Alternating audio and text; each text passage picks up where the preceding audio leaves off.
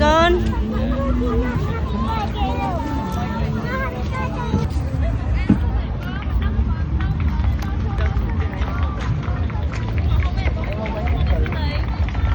là băm trọt ní không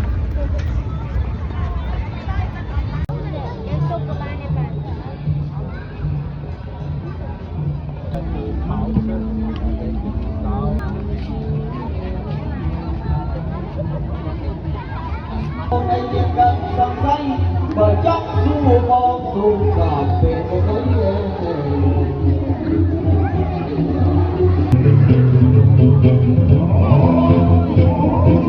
hai chân tất tốt đi hai tu hai càng lắc nặng cái chạy được kia này ba được kia